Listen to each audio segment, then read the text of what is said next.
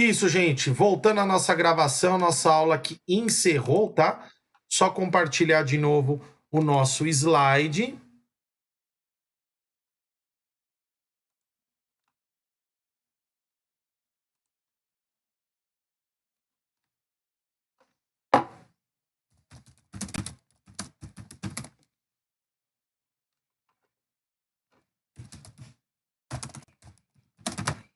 Então, gente, todo mundo já acessou?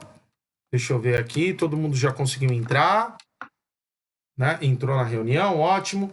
Tá, gente? Então, agora vamos voltar à questão do nosso slide aqui, ó. Que nós estávamos. Deixa eu só autorizar aqui o pessoal a entrar, deixar aqui. Então, gente, voltando a nossa a questão do contrato de locação. Então, a multa, por exemplo, a multa, né?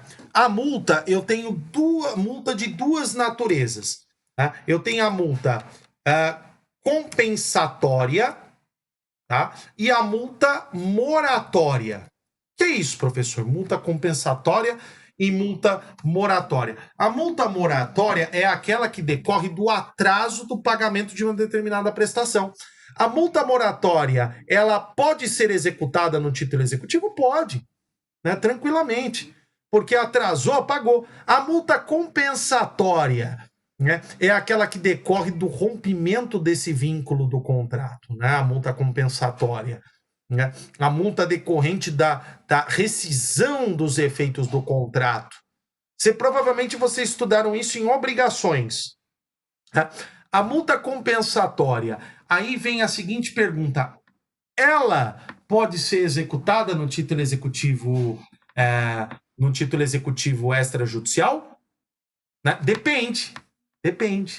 Né? Se a multa compensatória ela se der de um evento, como por exemplo essa multa por danos no imóvel, né? Por um ato ilícito, por um ilícito contratual por danos no imóvel, ela, por consequência, a aplicação dela depende de uma instrução que é própria da ação de conhecimento.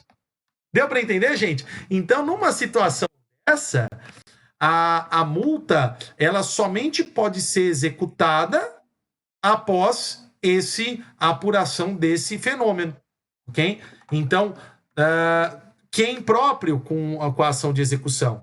Então, se a multa por atraso do pagamento da parcela não pagou no prazo, eu não preciso de instrução.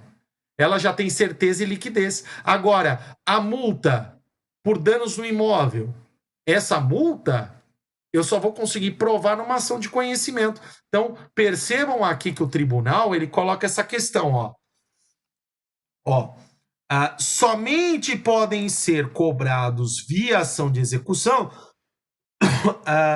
os aluguéis e encargos, mas não a multa que demanda prova, tá? Quanto ao seu efetivo. Então, tudo aquilo que demanda prova para se chegar na certeza é título executivo extrajudicial? Não. Essa questão eu tenho que entrar com uma ação de conhecimento para cobrar essa multa. Deu para entender, gente? Entenderam? Vamos ver aqui.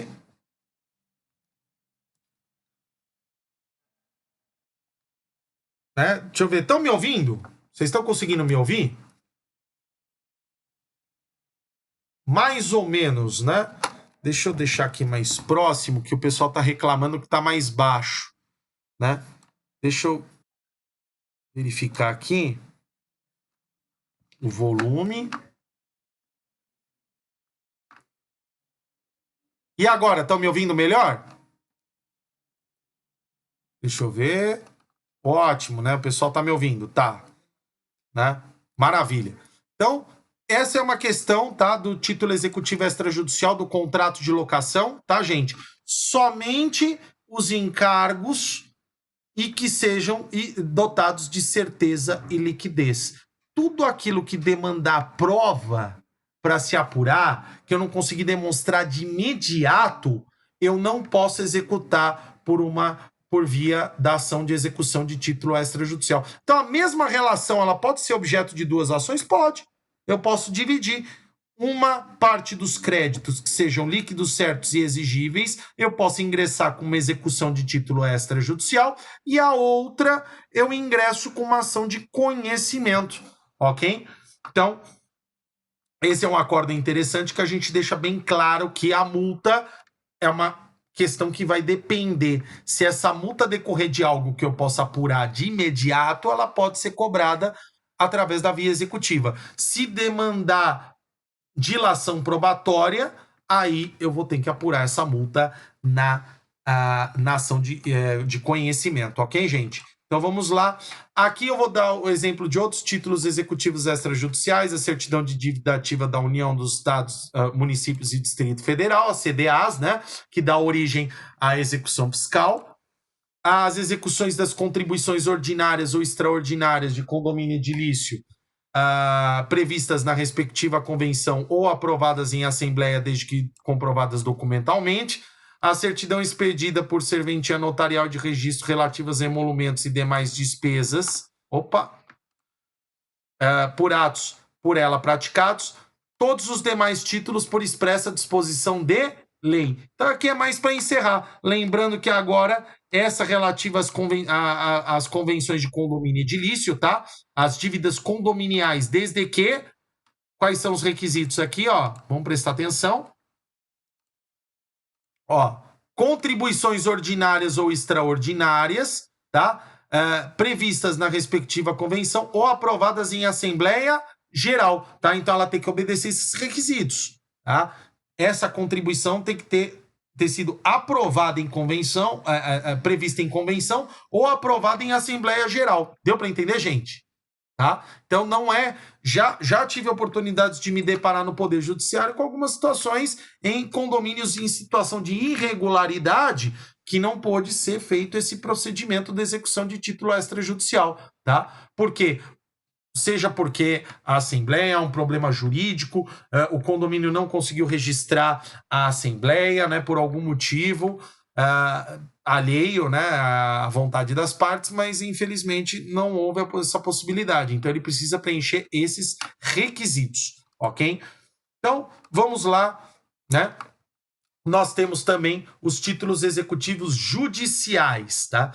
Que são esses títulos executivos judiciais? Como eu disse, os judiciais eles são mais fáceis, tá? Porque eles nascem ou possuem a intervenção de homologação por parte do Poder Judiciário ou de agentes equiparados ao Poder Judiciário, ao juiz, no exercício de determinadas funções, como é o caso do árbitro, né? Da lei de arbitragem, né? Que o árbitro ele é juiz de fato e de direito naquele momento, tá? Da atuação dele. Então esse é um ato que necessariamente ele se equipara a um título executivo judicial. Então, que atos são esses? As decisões proferidas no processo civil que reconheçam a exigibilidade de pagar a quantia certa, de fazer, de não fazer ou entregar coisa. Olha aqui, ó. O que pode ser título executivo, né? Que foi a pergunta da turma. Não é só quantia, de fazer, de não fazer, de entregar coisa, que eu acho que é aquela pergunta relativa à permuta. A decisão homologatória de autocomposição judicial. Olha aqui, ó. O acordo, quando é homologado pelo juiz, se torna título executivo judicial. Quando ele não é homologado, quando não tem uma relação a ser homologada, ele é um título executivo extrajudicial. Decisão homologatória de autocomposição extrajudicial de qualquer das partes também se torna título executivo judicial. O formal e a certidão de partilha exclusivamente em relação ao inventariante, aos herdeiros e sucessores a título singular e universal, tá? O formal de partilha, a certidão de partilha, o formal de partilha que decorre de um processo judicial, né? O crédito de auxiliar da justiça, quando as custas e emolumentos ou honorários tiverem sido aprovados por decisão judicial. Por exemplo, os honorários de um perito que não foi pago, pode ser, ele também é título executivo judicial para ser executado, né? A sentença penal condenatória transitada em julgado, né? também título executivo também é um título executivo judicial. Por quê? A sentença penal condenatória transitada em julgado, o que ela pode ter? A quantia condenatória do dever de reparação da vítima, né? Quem executa? Ela é um título executivo judicial a ser executado, né? Com essa sentença penal condenatória transitada em julgado. A sentença arbitral, aquela derivada do procedimento de arbitragem nomeado pelas partes, também porque o árbitro é juiz de fato e de direito. Então, logo, ela é um título executivo judicial. A sentença estrangeira homologada pelo STJ, né? Então, a sentença é um ato jurisdicional estrangeiro homologado aqui, ela se torna, a partir do momento que é homologado pelo STJ, o exequatur, né? Que é dado pelo STJ, também convalida em título executivo judicial. A decisão interlocutória estrangeira, após a concessão do exequatur, a carta rogatória pelo STJ, né? Também título executivo judicial. E que nesses casos, como ela não decorre do juiz de origem, tá? Originalmente, né? Do Poder Judiciário, né? Homologada pelo STJ, a sentença arbitral, que ela surge fora do Poder Judiciário, ou no caso da sentença penal condenatória, que seria um juiz incompetente para promover a execução civil, né? Nesses casos, a parte ela não é intimada, porque aqui é título executivo judicial. Então, eu tenho que deflagrar um procedimento para que a parte seja citada, né? Para a fase de cumprimento de sentença, né? Então, eu vou formar um procedimento no Poder Judiciário para que a parte seja citada no juiz cível para cumprir no prazo de 15 dias com o cumprimento voluntário da obrigação. Deu para entender, gente? Tá? Deixa eu ver. Formal de partilha não é somente espólio de bens, pode ser de outra forma, né? Como assim? Eu não entendi a pergunta. Só não entendi muito bem a pergunta. Vamos lá. Formal de partilha não é somente de espólios de bens, né? Olha, acho que eu entendi a pergunta. Formal de partilha, né? Pode ser com relação a inventariante, porque é exatamente aqui que nós temos inventariantes aos herdeiros, aos sucessores a título singular e universal. Além da herança, nós podemos ter um formal de partilha, por exemplo, decorrente de um divórcio. Tá? É possível, tá? Que ele seja fora do direito das sucessões. Tá? Então, eu posso ter um formal de partilha de bens, tá? Entre cônjuges, né? Sobre partilha de bens, através desse formal de partilha, eu também posso ter da partilha do divórcio esse formal para que ele possa ser cumprido através dos órgãos públicos, através de Detran, através dos registros, né? Registro de imóveis, etc. Deu para entender, gente? Deu para entender? Ótimo, maravilha. Tá, gente? Então vamos dar sequência. Esses basicamente são os títulos executivos judiciais. Por que eu não vou perder tempo com vocês dos títulos executivos judiciais? Porque são oriundos, esses são fáceis, esses são oriundos do Poder Judiciário, eles possuem essa relação com o Poder Judiciário, né? Ou, no caso da arbitragem, tá? Em algum momento, há participação do Poder Judiciário, tá? Seja na formação ou seja na homologação.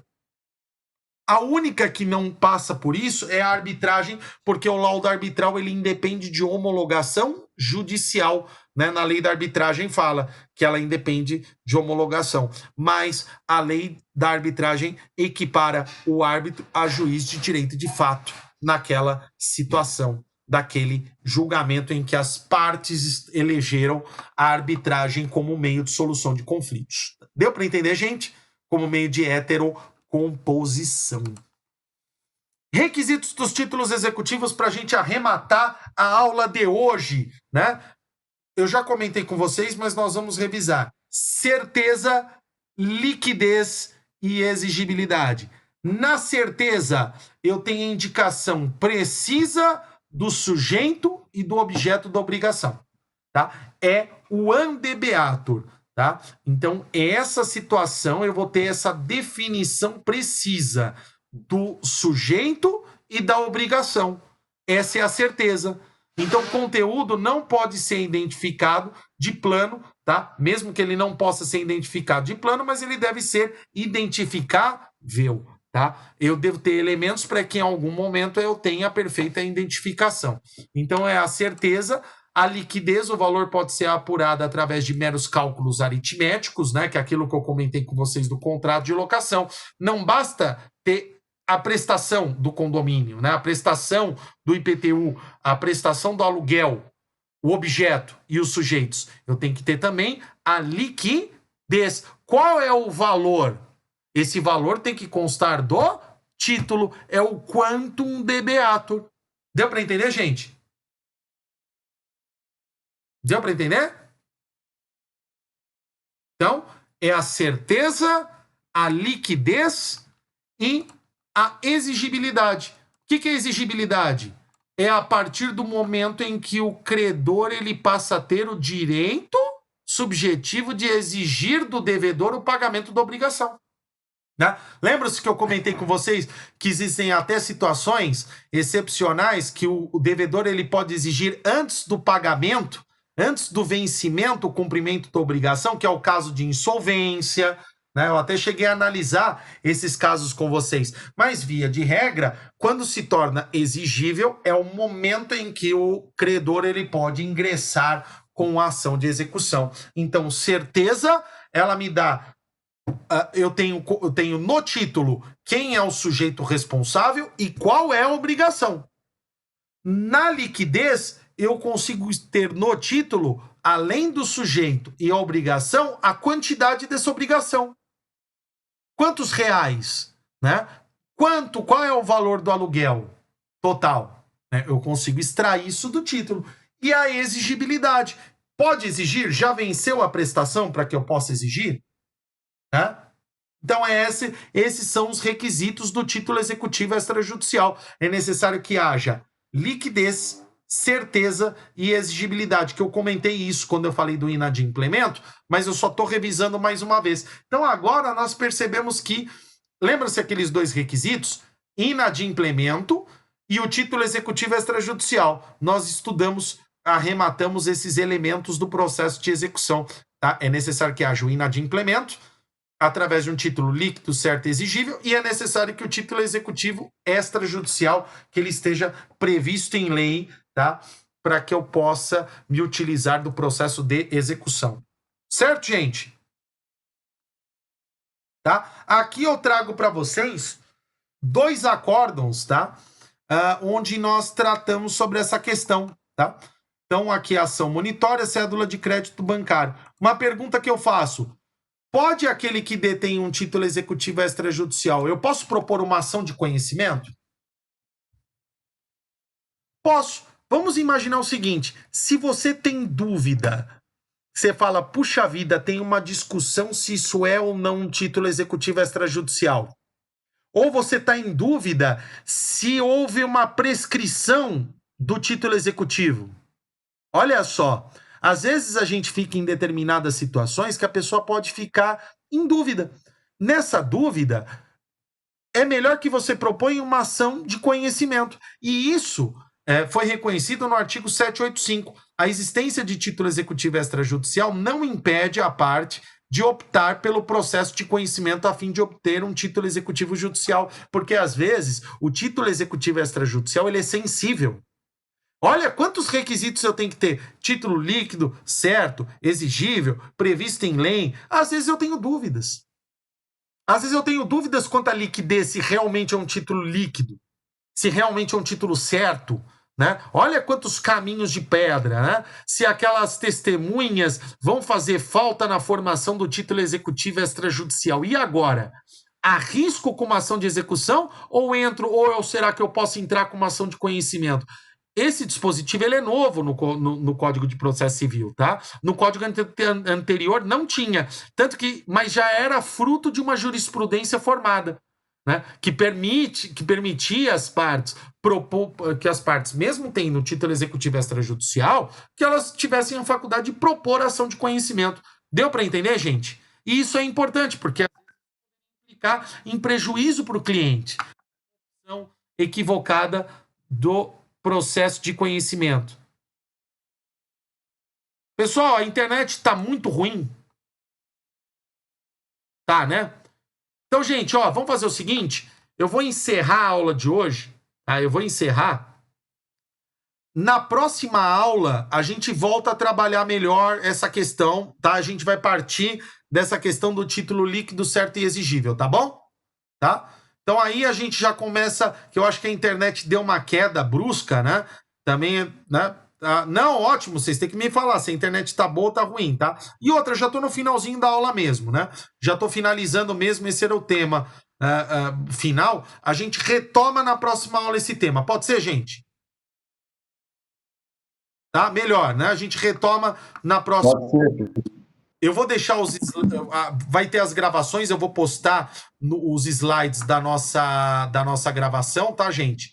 E aí vocês podem rever esses aspectos, se de repente a internet não ficou boa, dá para vocês revisarem esses aspectos e depois na próxima aula eu retomo, tá bom, gente? Então tá bom, gente. Até a próxima semana, tá? Aí a gente retoma em parte desse ponto da liquidez, certeza e exigibilidade como requisitos de execução para a gente revisar, ok?